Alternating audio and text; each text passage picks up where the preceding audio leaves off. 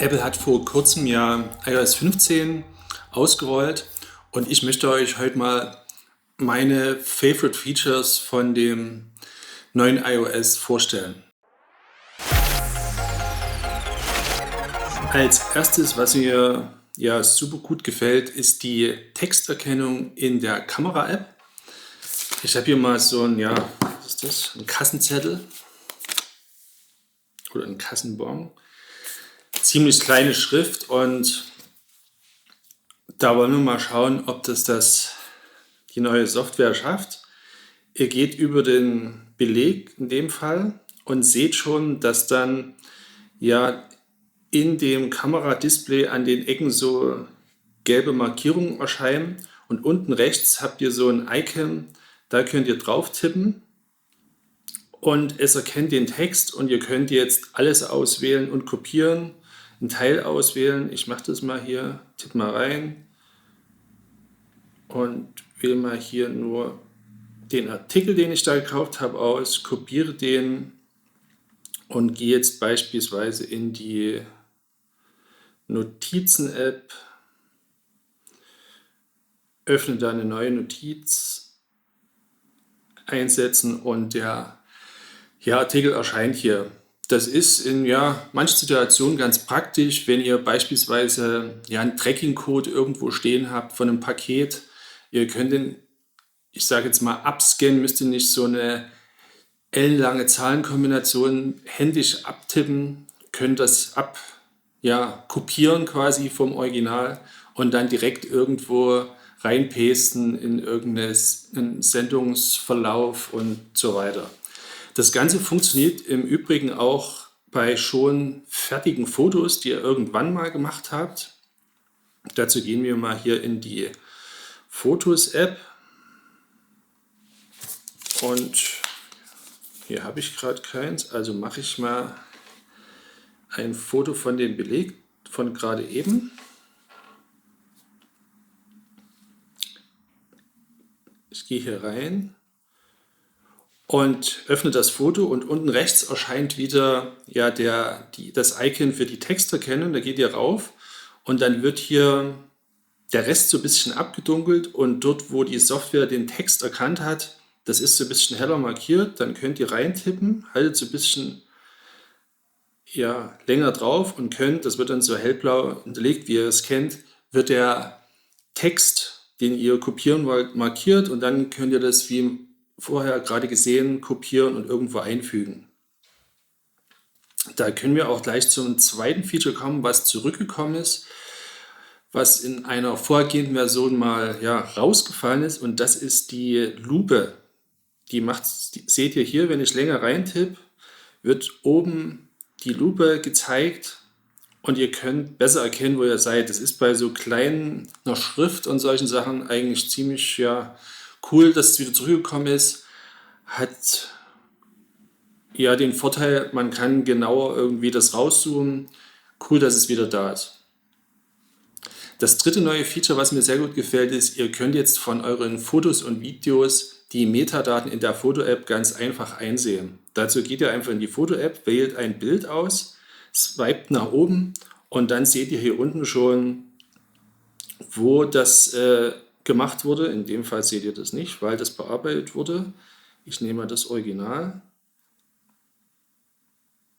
Swiped nach oben und genau, hier unten seht ihr in dem Bereich so eine Karte. Da ist quasi hinterlegt, wo das Bild gemacht wurde. Ihr seht die Auflösung, Größe, Dateinamen und so weiter. Funktioniert auch bei Videos, ist geil. Man kann übrigens die Daten auch hier direkt bearbeiten. Gefällt mir sehr gut. Safari hat auch so ein Makeover erhalten. Und zwar ist die Browser-Suchzeile oder wie man sie nennen mag, nach unten gewandert. Das ist beim Eintippen ein bisschen gewöhnungsbedürftig, weil man die aus früheren Zeiten immer oben erwartet. Aber das hat auch den Vorteil, ihr könnt unten mit der Browserleiste durch die einzelnen geöffneten Tabs, die ihr im Safari in eurem iPhone habt, sliden oder könnt die ganz einfach wechseln und müsst nicht über diesen Screen gehen, den es natürlich auch noch gibt. Wenn euch das Ganze nicht gefällt, dass das dort unten ist, könnt ihr das auch wieder zurückstellen. Dazu geht ihr einfach in die Einstellungen, scrollt nach unten zu, wo haben wir es? Hier zu Safari, da auch wieder nach unten und dann gibt es hier so einen Bereich, der nennt sich Tabs.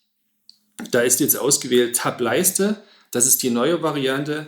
Wenn ihr rechts auswählt einzelner Tab, dann springt die, kann ich euch kurz zeigen, die Leiste wieder nach oben. Das Wechseln der Tabs funktioniert nicht mehr so, aber ihr habt die gewohnte Ansicht, die ihr vorher hattet.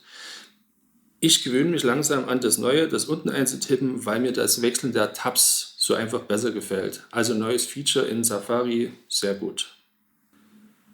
Ihr könnt jetzt endlich mit Freunden, die kein iPhone haben oder kein Apple-Gerät, FaceTimen. Das geht ganz einfach. Ihr öffnet die FaceTime-App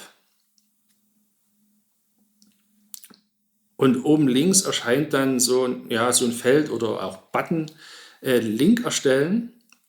Das erstellt einen Link und den könnt ihr einfach per normaler SMS an eure Freunde, mit denen ihr FaceTime wollt, schicken oder auch per Mail. Und das kann dort an einem Android- oder auch Windows-Rechner geöffnet werden. Da öffnet sich dann der Browser, der das unterstützen muss natürlich. Und dann könnt ihr darüber einen FaceTime-Call starten, so wie ihr das unter iOS-Geräten kennt. Finde ich ziemlich nice, dass jetzt die andere Welt da auch mit eingebunden wurde. Kein wichtiges Feature, aber ziemlich nice ist, dass die Wetter-App jetzt ein Regenradar mit eingebaut hat. Das gab es bei Drittanbieter Wetter-Apps schon länger. Generell hat die Wetter-App jetzt so eine optische Überholung erfahren.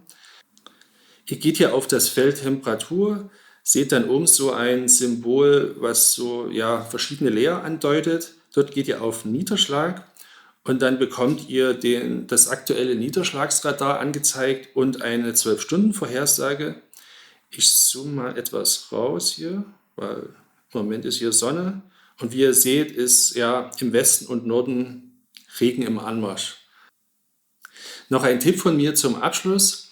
Wenn ihr Backups über iCloud automatisch macht, könnt ihr ausschalten, dass Backups gemacht werden, während ihr nicht im WLAN seid.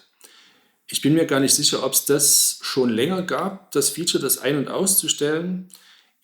Ich habe es jetzt gefunden und zeige euch mal kurz, wie ihr das ausschaltet. Ihr geht in Einstellungen, dann oben auf euren Namen, dann auf iCloud, iCloud Backups und dann gibt es hier so einen Switch, Backup über mobile Daten, den stelle ich aus.